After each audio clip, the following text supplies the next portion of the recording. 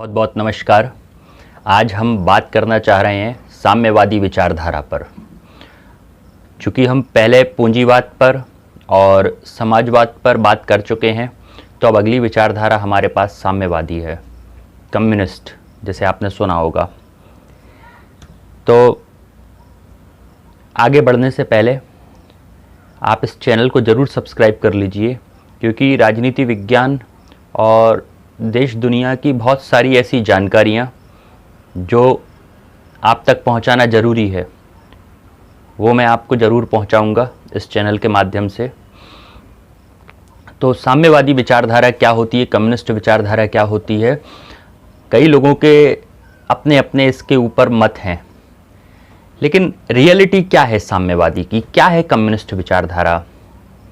कई लोग इसको खूनी विचारधारा इस तरीके से मानते हैं, लेकिन हकीकत ये है कि साम्यवादी विचारधारा को अगर समझना है तो मेरा पिछला वीडियो आपको समाजवाद को देखना होगा, क्योंकि समाजवादी विचारधारा की चरम सीमा से होकर गुजरती है साम्यवादी विचारधारा। देखिए, पूंजीवाद में क्या था कि पूंजीवाद जब बढ़ता है तो अमीर गरीब के बीच में एक बड़ी दीवार खड़ी हो जाती है। उस अमीर गरीब की दीवार को तोड़ने के लिए समाजवादी लोग होते हैं जो उनके लिए आंदोलन करते हैं, समाज सेवा करते हैं, लोगों तक मदद पहुंचाते हैं।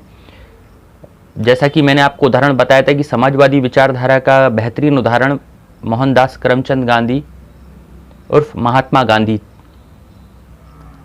लेकिन अब हम जब बात करें कि साम्यवादी विचारधारा और कम्युनिस्ट की, तो साम्यवादी विचारधारा और कम्युनिस्ट का सबसे बेहतर उदाहरण हमारे देश में शहीद भगत सिंह हैं, क्योंकि शहीद भगत सिंह कम्युनिस्ट विचारधारा के थे। इससे पहले वो समाजवादी विचारधारा के थे, जब तक गांधी जी को फॉलो करते थे। पर नॉन कॉपरेशन मूवमेंट के बाद उन्होंने अपना इरादा बदला और उन्होंने कहा कि आज़ादी अहिंसा से नहीं मिल सकती, आज़ादी के लिए खून जरूरी है, क्रांति के लिए हथियार उठाना जरूरी है।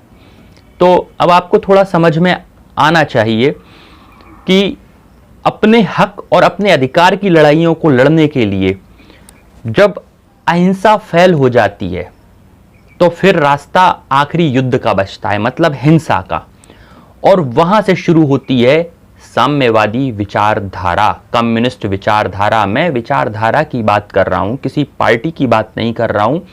विचारधाराओं के नाम पे बनी पार्टियों ने विचारधाराओं को दूषित कर दिया है। तो पूंजीवाद में बड़ी अमीर गरीब की खाई को मिटाने के लिए जब समाजवादी विचारधारा से काम नहीं चलता, तो वहां पर कम्युनिस्ट विचारधारा उसका स्थान लेती है। क्रांतिकारियों को जब यह एहसास हो गया कि अहिंसा से कुछ नहीं होगा, हथियार उठाने से होगा, तो वो सब कम्युनिस्ट विचारधारा से थे। आप पढ़ेंगे, जानेंगे क्रांतिकारियों के विषय में तो आपको जानकारी मिलेगी। पर कमजोर के हक की बात, मजबूर के हक की बात क्रांतिकारी उठाते थे। तो जहां पर एक बड़ा डिफरेंस क्लियर हो रहा है, मैंने पिछले समाजवादी विचारधारा में एक बात पे जोर दिया था कि गरीब की लड़ाई के लिए आप उसको मदद कर दीजिए या उसके अधिकार के लिए आप आंदोलन कीजिए। तो समाजवादी विचारधारा का पूरा आंदोलन अहिंसा पर डिपेंड होता था, हिंसा नहीं करते थे समाजवादी लोग। गांधी जी, इसलिए मैंने उदाहरण दिया, उनने हिंसा नहीं की।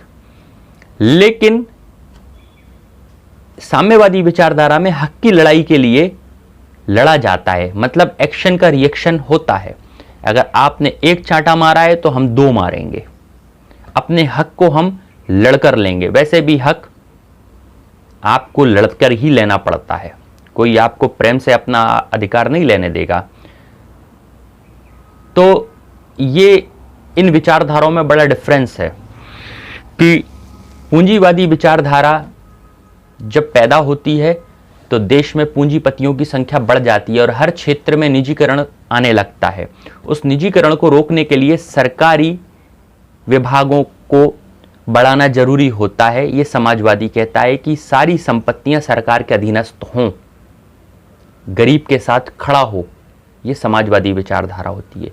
लेकिन साम्यवादी विचारधारा सारी संपत्तियां सरकार के पास तो रहेंगी ही रहेंगी, लेकिन इसके बाद अगर किसी पूंजीपति की बस खड़ी है फालतू कबाड़े में, तो उसका निर्णय भी सरकार लेगी कि उस बस को किस गरीब की सहायता के लिए लगाना चाहिए।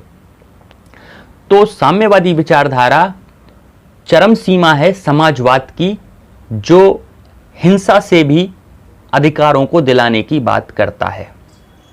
आपको क्लियर हो रहा होगा, अगर समाजवादी विचारधारा आपने समझ ली है तो इतना सा डिफरेंस है कि सब कुछ समाजवादी विचारधारा जैसा है, बस एक चीज छोड़कर कि यहां पर हथियार उठाए जाते हैं, हक के लिए लड़ा जाता है, बस वहां पर हिंसा नहीं होती थी, यहां हिंसा होती है। समाजवादी और साम्यवादी में इतना सा डिफरेंस है।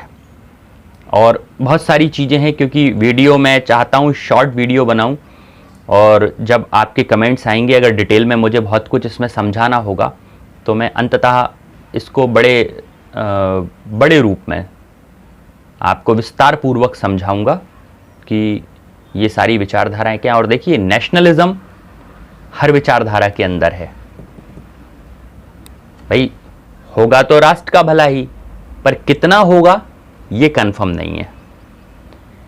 तो हर विचारधारा में अच्छी बातें भी हैं और कुछ कमियां भी हैं, तो कमियों को छोड़िए, अच्छी चीज़ों को निकालिए, और अच्छी बातों के साथ हर विचारधारा को फॉलो किया जा सकता है। हर विचारधारा में से कुछ अच्छी अच्छी चीज़ें लेते जाइए और उनको अपने जीवन में उतारिए, और एक अच्छे क्रांतिकारी के रूप में सच का साथ दीजिए, गरीबों की मदद कीजिए, उनके हक की लड़ाई के लिए आगे आइए। व्यवस्था के खिलाफ आपको खड़ा होना पड़ेगा, तभी ये सिस्टम सही होगा।